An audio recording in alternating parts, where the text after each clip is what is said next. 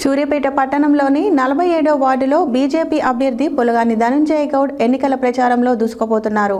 వార్డులో ఇంటింటికి వెళ్లి కమలం పువ్వు గుర్తుకు ఓటు వేసి తనను గెలిపించాలని ఓటర్లకు విజ్ఞప్తి చేస్తున్నారు.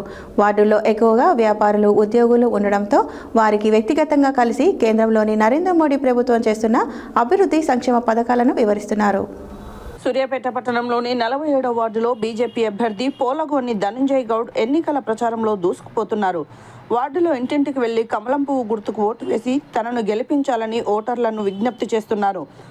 వార్డులో ఎక్కువగా వ్యాపారులు, ఉద్యోగులు ఉండడంతో వారిని వ్యక్తిగతంగా కలిసి కేంద్రంలోని నరేంద్ర మోడీ ప్రభుత్వం చేస్తున్న అభివృద్ధి సంక్షేమ పథకాలను వివరిస్తున్నారు. గురువారం వార్డులో భారీ ర్యాలీ నిర్వహించారు. ఈ సందర్భంగా ఆయన మాట్లాడుతూ మున్సిపాలిటీల అభివృద్ధికి నరేంద్ర మోడీ ప్రభుత్వం నిధులిస్తుందని, రేషన్ బియ్యానికి కేంద్రమే నిధులిస్తుందని అన్నారు. తనను గెలిపిస్తే వార్డులో మౌలిక వసతుల కల్పనకు కృషి చేస్తానన్నారు.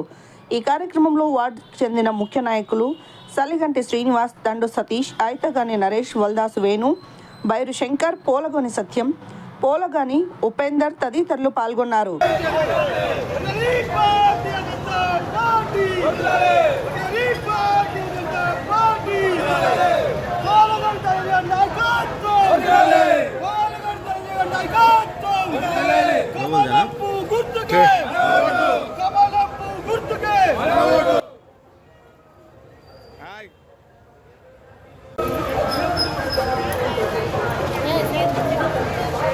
ఆల్రెడీ పోతున్నాను.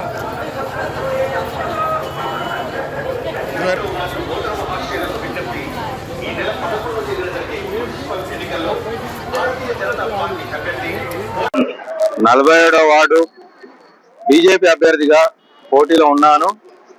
ఈ ప్రాంత ప్రజలతోటి నాకు చాలా అనుభవంగా ఉంది. నేను పుట్టి పెరిగింది కూడా ఇదే ప్రాంతంలో.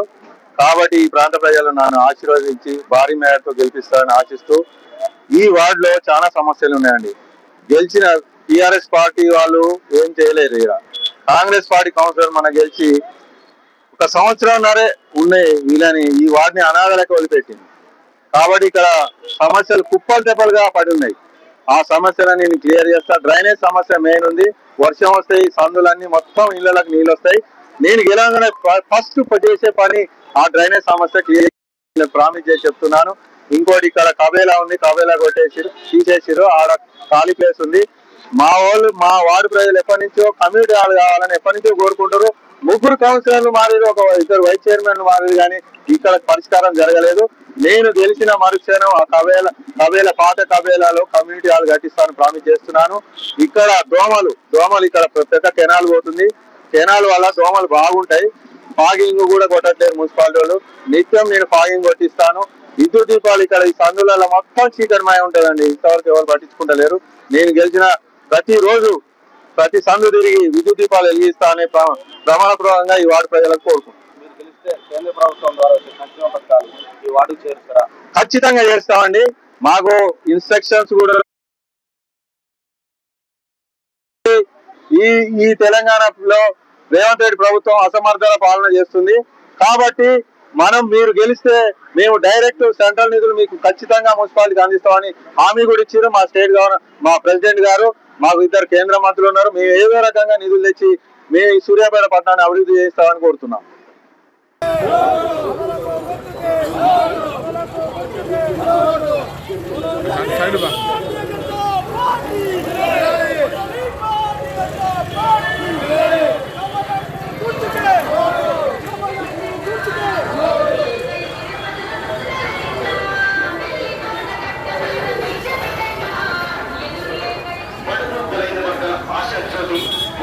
మనిషి వ్యవహార శైలివంతుడు, ఆపదలో అన్నా అంటే నేనున్నాననే వ్యక్తి, ప్రతినిత్యం ప్రజలకు అందుబాటులో ఉండేవాడు మన అన్న పోలగాని ధనంజయ.